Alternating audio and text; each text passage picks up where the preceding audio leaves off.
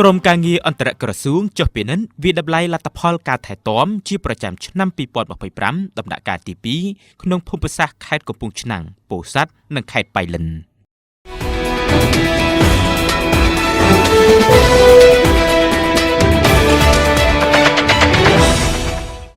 ក្រមការងារអង្គភាពលទ្ធកម្មនៃគណៈកម្មាធិការលទ្ធកម្មក្រសួងធនធានទឹកនិងឧតុនិយមបានដឹកនាំក្រមការងារអន្តរក្រសួងដោយមានក្រសួងសេដ្ឋកិច្ចនិងហិរញ្ញវត្ថុបានសហការជាមួយនាយកដ្ឋានធារាសាស្ត្រកសិកម្មមន្ទីរធនធានទឹកនិងឧតុនិយមខេត្តពាក់ព័ន្ធខាងលើដើម្បីចុះពិនិត្យវិតម្លៃលទ្ធផលការថែទាំជាប្រចាំឆ្នាំ2025ដំណាក់កាលទី2ក្នុងភូមិសាស្ត្រខេត្តកំពង់ឆ្នាំងពោធិ៍សាត់និងខេត្តបៃលិន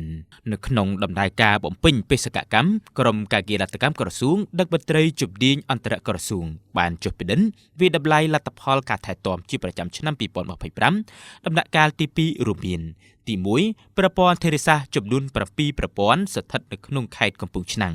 ទី2ប្រព័ន្ធធារាសាស្ត្រចំនួន7ប្រព័ន្ធស្ថិតនៅក្នុងខេត្តពោធិ៍សាត់និងទី3ប្រព័ន្ធធារាសាស្ត្រចំនួន3ប្រព័ន្ធស្ថិតនៅក្នុងខេត្តបៃលិនជាលទ្ធផលក្រមការងារអន្តរក្រសួងឃើញថាប្រព័ន្ធទាំងអស់ខាងលើទទួលបានការថែទាំជាប្រចាំល្អប្រសើរបន្ថែមពីនេះក្រមការងារក៏បានផ្ដាប់ផ្សាដល់មន្ទីរធនធានទឹកនិងឧតុនិយមខេត្តពាក់ព័ន្ធទាំងអស់ត្រូវតែបន្តយកចិត្តទុកដាក់បន្ថែមទៀតជាពិសេសជួយជំរុញឲ្យមានការចូលរួមសហការថែទាំរក្សាពីបងប្អូនប្រជាពលរដ្ឋនៅក្នុងមូលដ្ឋានទើបការថែទាំកាន់តែមានលក្ខណៈល្អប្រសើរនិងអាចប្រើប្រាស់បានយូរអង្វែងដើម្បីជាប្រយោជន៍សម្រាប់ជួយបង្កើនសេដ្ឋកិច្ចសង្គមដល់សាធារណជនទូទៅរយៈពេលវែងផងដែរ